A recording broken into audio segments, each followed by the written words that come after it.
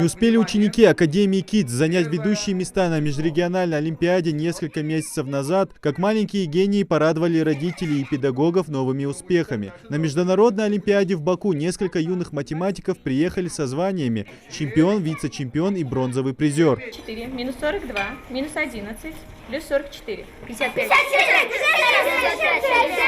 В международной олимпиаде по ментальной арифметике Каспий Кап 2020 в Баку участвовало около 300 детей из 6 стран мира. Соперники, как отмечают педагоги школы, были достойные. Но наши ребята в очередной раз доказали, что они лучшие из лучших.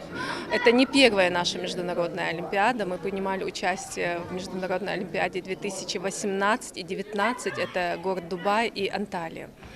И у нас 2 чемпиона, 5 первых мест и 2 вторых места.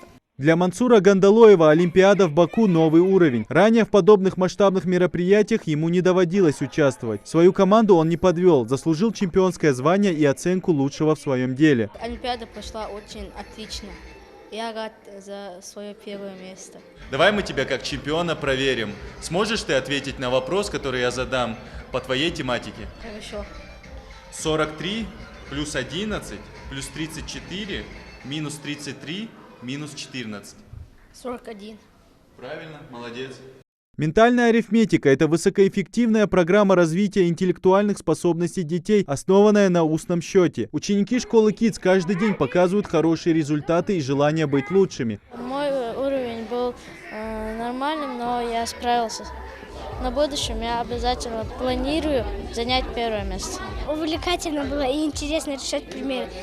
Это помогает в подтягивании своей математики в школе. Впрочем, большую роль в желании изучать ментальную арифметику играют и родители, которые поддерживают начинания своих детей. Мой ребенок очень хотел заниматься именно ментальной арифметикой. Это для развития памяти помогает. Он недавно только туда начал ходить. Вот эта олимпиада, которая проходила в городе Баку, это не первая олимпиада. Он занимал первые места и в Грозном, и в Ингушетии, которая проходила вот недавно у нас. После праздничной части самое время наградить победителей и призеров олимпиады. Для учеников интеллектуальной школы подготовили кубки, медали и грамоты.